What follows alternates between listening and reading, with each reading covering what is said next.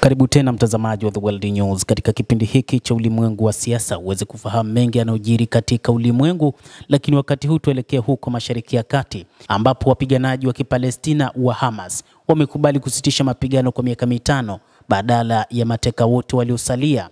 Hii ni kwa mujibu wa ripoti iliyotolewa. Chanzo kimebainisha kuwa Hamas iko tayari kwa kubadilishana wafungwa mara moja badala ya kusitishwa kwa uhasama kwa miaka 5.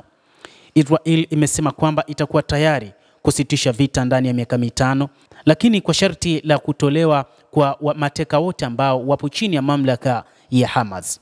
Hamas imeelezea nia yake ya kufikia makubaliano ya kumaliza vita huko Gaza, ambayo ni pamoja na kuachiliwa kwa mara moja kwa mateka wote waliosalia ili kubadilishana na usitishaji mapigano wa miaka 5. Maafisa kutoka katika shirika la Hamas wameiambia AFP siku ya leo Jumamosi wakisema wamepokea ombi kutoka Israel juu ya usitishaji wa vita wa miaka 5 ambalo pia lilitolewa na Misri ambalo Israel imekubaliana nalo. Wachambuzi wa mambo wanasema kwamba pengine Israel imekubaliana na usitishaji wa vita wa miaka 5 kutokana na jinsi familia za waliotekwa kuwa na maandamano ya mara kwa mara na mashinikizo dhidi ya Waziri Mkuu Benjamin Netanyahu, na hivyo kusababisha Waziri Mkuu Benjamin Netanyahu na utawala wake kukubaliana na hoja hiyo, na ndicho ambacho Hamas wameona kinafaa pia. Chanzo kimebainisha kuwa Hamas iko tayari kwa kubadilishana wafungwa mara moja badala ya kusitishwa kwa uhasama wa miaka 5.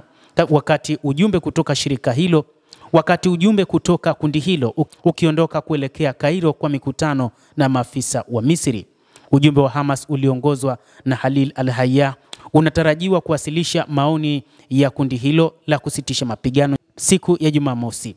Tahir al-Nun, afisa mwingine mkuu wa Hamas, aliweka wazi mapema kwamba silaha za shirika hilo haziko wazi kwa mazungumzo. Katika mazungumzo hayo, maana yake ni kwamba mambo yote yataelezwa, lakini si suala la wao kuachia silaha kama ambavyo ilielezwa na rais wa Palestina Mahmoud Abbas.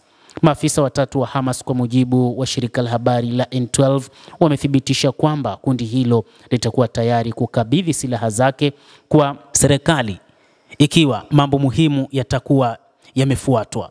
Ingawa msimamo huu haushirikiwi na kundi zima la Hamas, inaripotiwa imependekezwa na baadhi ya viongozi kwamba baadhi ya viongozi wakuu wa Hamas wako tayari. Hata hivyo, afisa wa shirika hilo alisema siku ya leo kwamba Hamas iko tayari kwa mapatano ya miaka mingi na Israel huko Gaza, lakini haiko tayari kusalimisha silaha zake.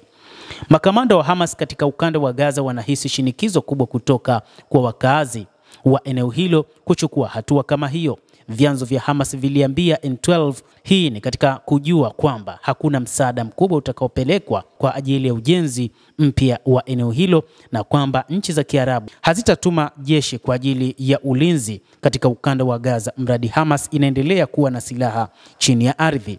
Maafisa hao walieleza kuwa makubaliano ya mwisho yanaweza pia kuona kwamba Mohamed Sinwar na makamanda wengine ya Izzuddin Haddad watafukuzwa kutoka katika kundi hilo.